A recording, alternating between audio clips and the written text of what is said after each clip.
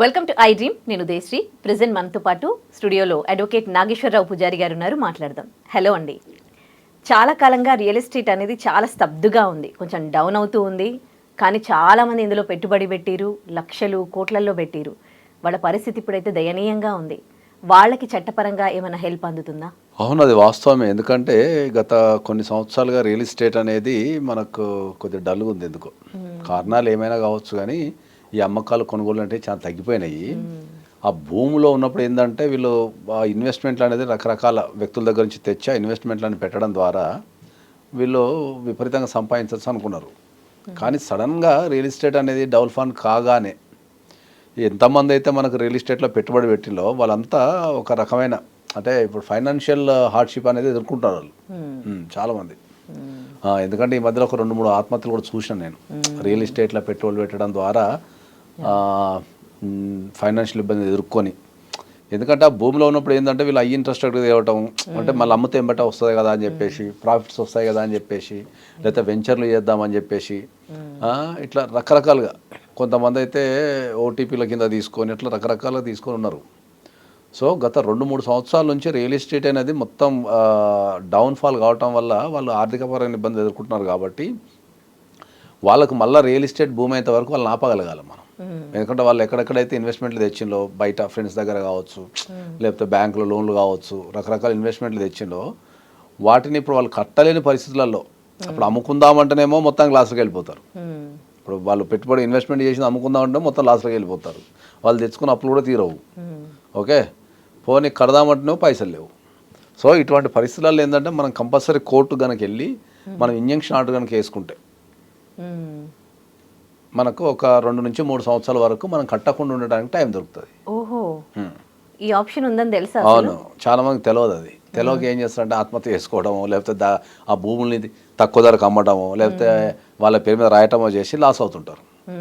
So మనం ఏం చెప్తున్నాం ఏంటంటే, నువ్వు ఒక రియల్ ఎస్టేట్లో నువ్వు పెట్టుబడి పెట్టడం ద్వారా నీకు ఏ రకంగానైనా మనీ అనేది స్ట్రక్ అయిపోయినప్పుడు, లేకపోతే నువ్వు లాస్లోకి వెళ్ళినప్పుడు నీకు ఆ బ్రీతింగ్ పీరియడ్ కావాలి. అంటే నువ్వు ఎవరి దగ్గర నుంచి అయితే మనీ తెచ్చుకున్నావో, లేకపోతే ఎక్కడ బ్యాంకు నుంచి తెచ్చుకున్నా, లేకపోతే ఫ్రెండ్స్ దగ్గర తెచ్చుకున్నా, లేకపోతే రిలేటివ్స్ దగ్గర తెచ్చుకున్నా, లేకపోతే సమాజంలో ఎవరన్నా మనకు ఇచ్చేటోళ్ళు వాళ్ళ దగ్గర తెచ్చుకున్నా, వాళ్ళ దగ్గర నుంచి నీకు ఒక 1-2 ఇయర్స్ కనుక బ్రీతింగ్ పీరియడ్ వస్తే మళ్ళీ రియల్ ఎస్టేట్ పుంజుకున్నప్పుడు మళ్ళీ వాటిని అమ్ముకొని మళ్ళీ ఇవన్నీ తిరిగి కట్టగలుగుతావు.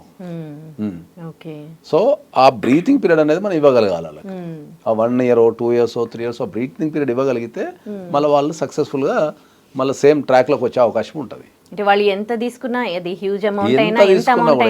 తీసుకున్నా కూడా మనం కోర్టుకి వెళ్ళి నేను ఒక 2 సంవత్సరాలు టైం ఇవ్వండి నేను కట్టుతాను అని చెప్తే దాన్ని మనం కోర్టుకి వెళ్ళి ప్రే చేస్తే ఒక 2 సంవత్సరాల వరకు కానీ, సంవత్సరం కానీ, ఒక 6 నెలలు కానీ, ఇంకా ఒక 3 ఇయర్స్ కానీ, అక్కడన్న సిచ్యువేషన్ బట్టి, అక్కడన్న పరిస్థితిని బట్టి మనం కోర్టుని పే చేసి ఎవరెవరి దగ్గర అయితే మనం అప్పులన్నీ తెచ్చుకున్నామో వాళ్ళందరినీ ఆపగలిగే శక్తి మన కోర్టుకు ఉంటుంది. అంటే వాళ్ళకి నోటీసులు ఇస్తుందా? కోర్టు నోటీసులు ఇస్తుంది. నోటీసులు ఇచ్చిన తర్వాత వాళ్ళందరూ కోర్టుకు వచ్చిన తర్వాత ఎంక్వైరీ చేసి ఏందనేది చూసి వాళ్ళకి ఇచ్చే అవకాశం ఉంటుంది. కాబట్టి నేను అందరికీ చెప్పేది ఏంటంటే మీరు రియల్ ఎస్టేట్లో కనుక పెట్టుబడులు పెట్టి ఏ కారణం చేతనైనా మీరు లాస్ అయిపోతే ఓకే, మీరు కోర్టుకు వచ్చి మీరు ఇంజంక్షన్ ఆర్డర్ వేసుకొని కోర్టు నుంచి టైం తీసుకోండి తప్ప మీరు వాటిని ఇమీడియట్లీ అమ్ముకొని లాస్లోకి వెళ్ళిపోయి మళ్ళీ అప్పుడు చుట్టూ తిరగటము, ఓకే, లేకపోతే తక్కువ ధరకే వాళ్ళ పేరు మీద రాసి ఇచ్చేయటము, ఇట్లాంటివి చేయటం వల్ల మీకు పెద్దగా ఉపయోగం ఉండదు. ఓకే, వాళ్ళు కట్టాల్సిన అమౌంట్ ఎట్లా నువ్వు కడతావు, కానీ అక్కడ టైం అనేది ల్యాప్స్ అవుతుంది. అంటే మనకు టైం అనేది కావాలి కాబట్టి ఆ కోర్టుకి వెళ్ళి టైం తెచ్చుకుంటే అయిపోతుంది. ఈ ఆప్షన్ రీసెంట్గా వచ్చిందా లేకపోతే ముందు నుండి ఉందా? ఎప్పటి నుంచో ఉంది కానీ జనాలకు తెలియదు. తెలియక చట్టంలో ఇంతకుముందు చెప్పినట్టు మనకు మన జీవితంలో వచ్చే ప్రతి సమస్యకు చట్టంలో ఒక ప్రొవిజన్ ఉంటుంది. మన జీవితంలో వచ్చే ప్రతి సమస్యకు చట్టంలో ఒక ప్రొవిజన్ ఉంటుంది. కానీ వాటి మీద అవగాహన లేక ఓకే, ఈ సమస్యకు పరిష్కారం లేదేమో, ఇది ఇంతేనేమో, నా జీవితం ఇంతేనేమో అని చెప్పి చాలామంది ఏం చేస్తున్నారంటే వాళ్ళు ఓడిపోయినట్టు ఫీల్ అవ్వటము, డిప్రెషన్కి వెళ్ళిపోవటము, పారిపోవటము, చనిపోవటము, చంపటము, ఇట్లాంటి కార్యక్రమాలన్నీ చేస్తుంటారు.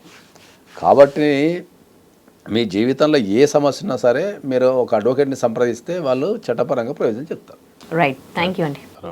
And for more videos, please subscribe to iDream. Please subscribe to iDream. Please subscribe iDream. And please subscribe to iDream. For more videos, subscribe to iDream. Please like, share, and subscribe to the channel. Congratulations, iDream. Subscribe to iDream. Subscribe to iDream.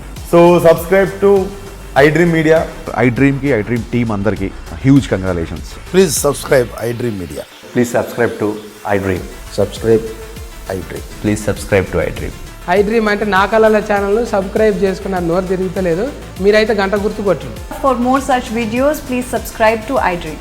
Subscribe to iDream. Please subscribe to iDream. Please subscribe iDream Media. Please do subscribe to iDream. Please subscribe to iDream Media. For best entertainment and information, please subscribe iDream. And don't forget to subscribe to iDream.